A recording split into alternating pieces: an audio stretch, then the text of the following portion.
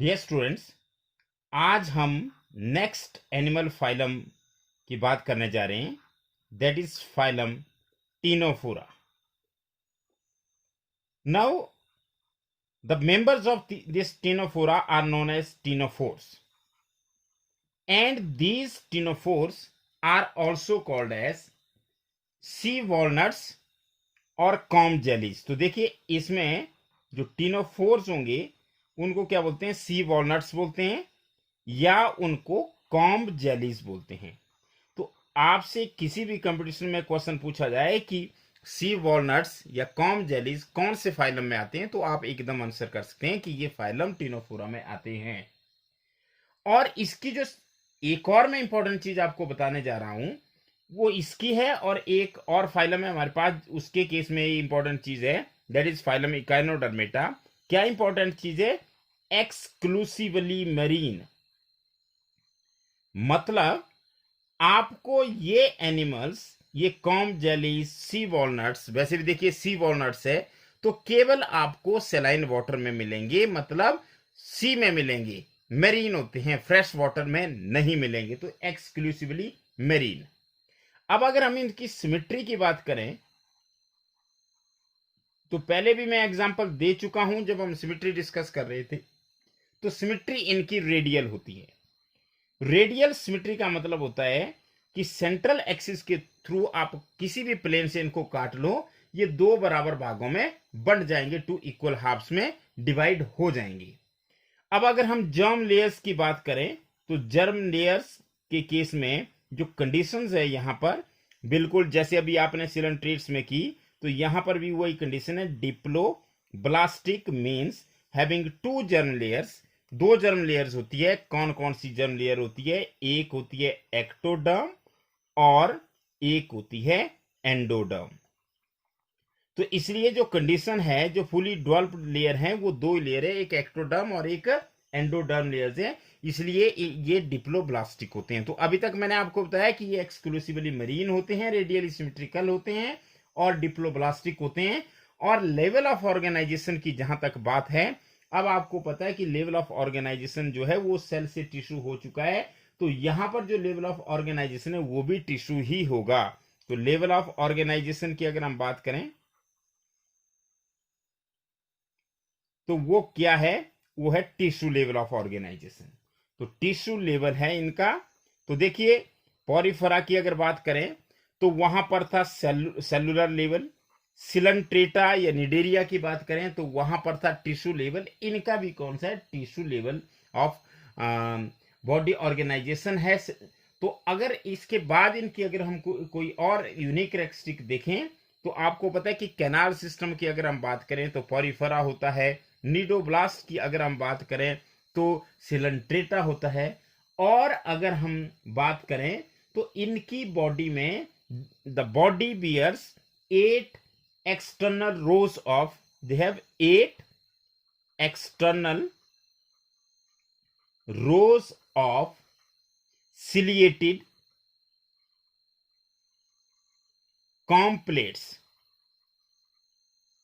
मतलब इनमें कॉम्प्लेट्स होती है, और कॉम्प्लेट्स का नंबर भी कितना होता है? 8 होता है। जैसे ही आप एनसीईआरटी का डायग्राम देखेंगे तो उसमें आपको ग्रीन कलर से कॉम्प्लेट्स नजर आएगी, जो कि आपको दिखाया जाएगा। लास्ट में मैं एनसीईआरटी का आपको डायग्राम दिखाऊंगा जिसमें एक टीनोफोरा की बात की है जिसको प्लीरोब्रेकिया कहते हैं। तो उसमें आप कैलकेरियस जो सिलिएटेड कॉम्प्लेट्स है उनको आप नोट कर सकते हैं, और ये कितनी होती है? 8 होती है नंबर में। तो ये एक इनका यूनिक कैरेक्टरिस्टिक फीचर है। एक तो एक्सक्लूसिवली मेरीन होते हैं और इनमें 8 एक्सटर्नल रोज ऑफ किसकी होती है? सिलिएटेड कॉम्प्लेट्स की होती है।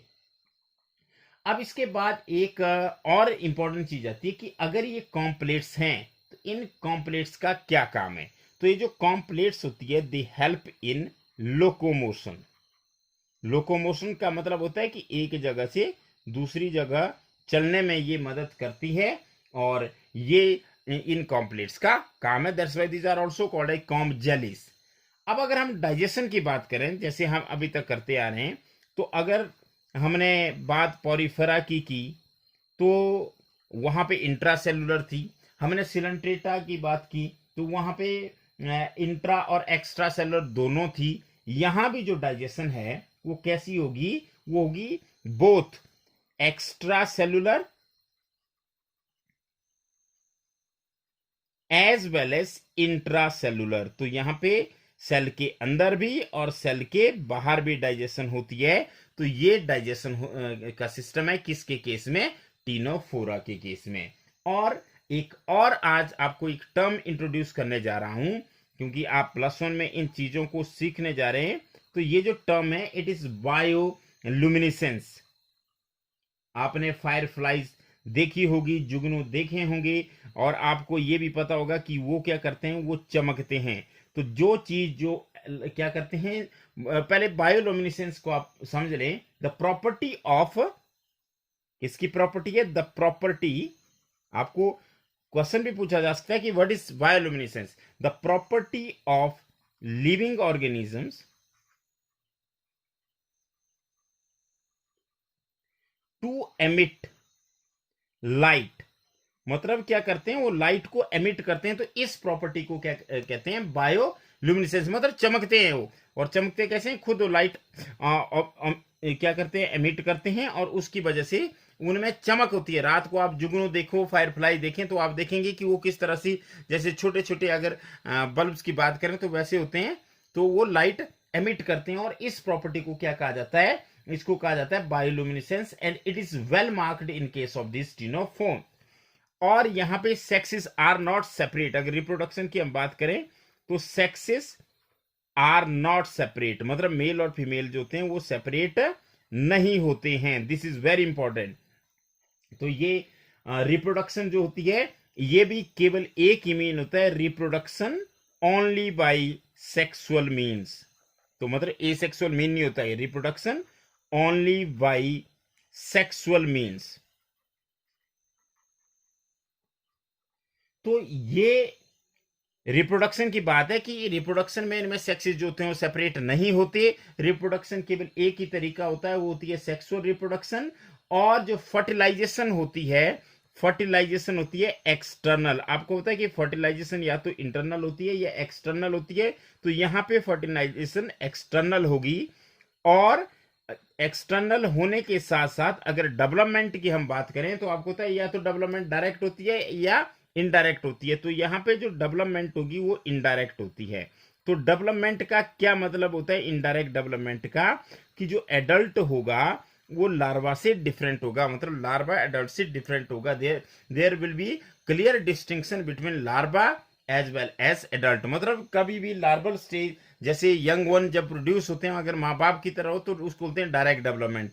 जैसे आप फ्रॉग की बात करते हैं तो फ्रॉग में क्या होता है, वहां पे टेडपोल लार्वा होता है, फिर फ्रॉग बनता है, और जो टेडपोल लार्वा होता है वो फ्रॉग से डिफरेंट होता है। तो इस डेवलपमेंट को बोलते हैं इनडायरेक्ट डेवलपमेंट।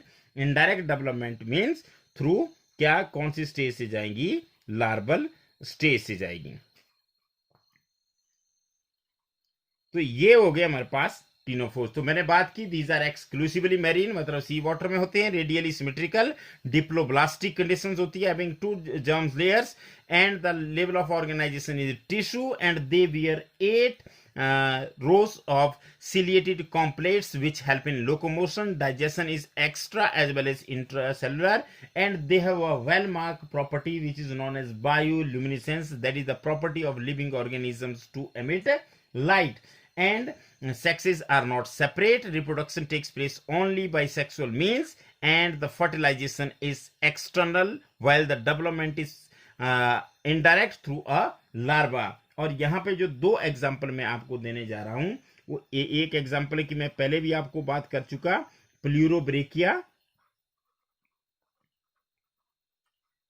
और जो दूसरा एग्जाम्पल है उसको टीनोपलेना। तो टीनोपलेना तो वैसे नाम से भी चल पड़ेगा कि टीनोफोरा में ही आएगा। तो एक प्लूरोब्रेकिया जिसे को हम जेली भी कहते हैं।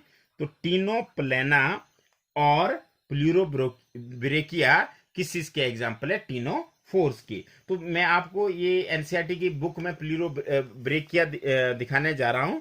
तो ये देखिए यहाँ पे आपको कॉम्प्लेट्स नजर आ रही है। ये एक टीनोफोर है जिसका नाम है प्लूरोब्रेकिया। जैसे मैंने आपको बात किया तो ये देखिए 1 2 3 4 5 6 7 8, तो ये रोज ऑफ किसकी है, सिलिएटेड कॉम्प्लेट्स की है ये इसमें। और आप एक और चीज देखेंगे कि इसको कहीं से भी काटो तो इसकी सिमेट्री ये दो बराबर हिस्सों में बढ़ जाएगा, तो इसलिए यहां पे सिमेट्री कौन सी है, सिमेट्री है रेडियल। क्लियर। तो अब हम नेक्स्ट वीडियो में बात करेंगे फ्लैट बॉम्ब्स की, और जो फ्लैट बॉम्ब्स आते हैं वो आते हैं फाइलम प्लेटिहेलमिंथ्स में या प्लेटिहेलमिंथिस में। That we will talk in the next video. Thank you very much.